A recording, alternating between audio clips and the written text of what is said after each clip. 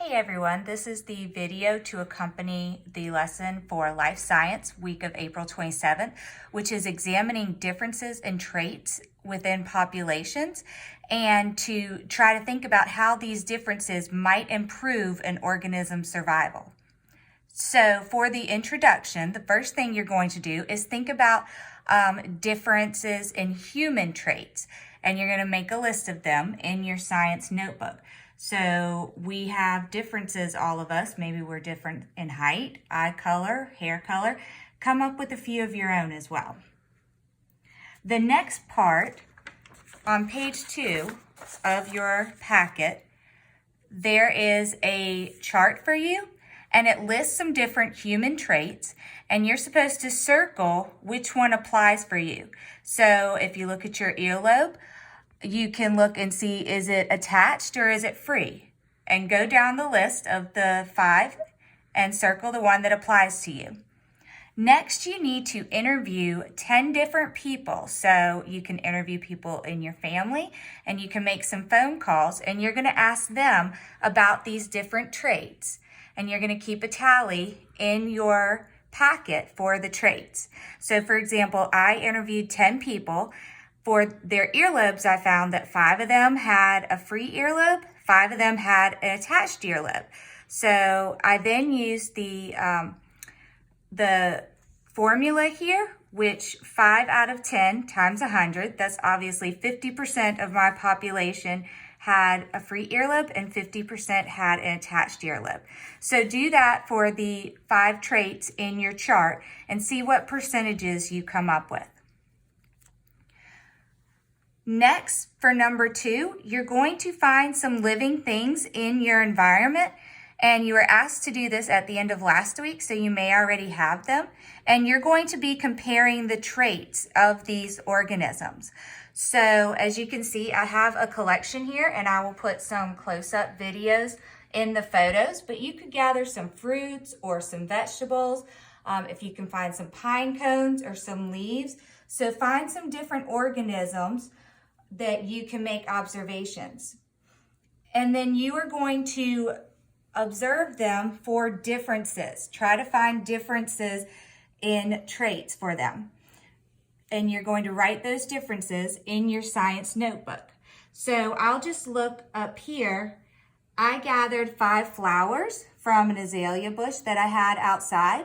And as I'm looking at these, I can see there's some difference in shape and some difference in color. And as you think about this, if you were, say, a bee that is flying around from flower to flower, which one of these might be more attractive looking to a bee and why? Okay, and how might that affect the organism's ability to reproduce and to grow? I also found, which I thought was interesting, some trees to reproduce, they have these seeds with, I just call them little paper wings on them. And when these paper wings, when the seed drops from the tree, it helps them to disperse. So as you look at these seeds, you can see that the wings are different in size and in shape as well. So how is that going to affect the seed's ability to disperse and to reproduce?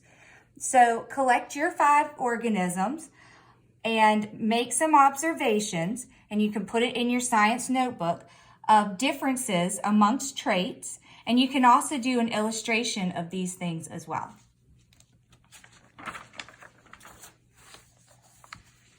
For the next activity, for activity 2, you're given some differences, some scenarios with differences, and you're asked to name the difference and also put how you think that may affect an organism's chance of survival. So for example, for number 1, it talks about a population of tigers and that the fur of some tigers blends into the environment better. So the difference is the fur pattern. How does this affect it? Well, if humans are hunting the tigers, those that blend better are going to be harder for the humans to hunt. So they may be easier to survive and to evade the humans that are hunting them.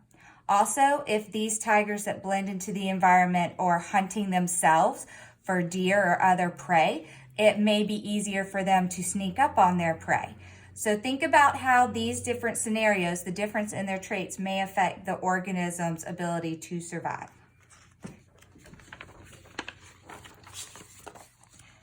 Then the summary just asks you to summarize what you learned in the different activities and to think about these differences and how these difference in traits improve an organism's chance of survival. And you're going to record your answers in the packet. And then there's also some going further activities for you, where you're not just looking at what are the differences, but are they inherited, meaning controlled by genetics, or are they acquired, controlled by the environment, or is it maybe both? So you can look at those going further activities as well. And that is it for this packet. I hope y'all enjoy collecting your organisms and looking at the differences. Thank you.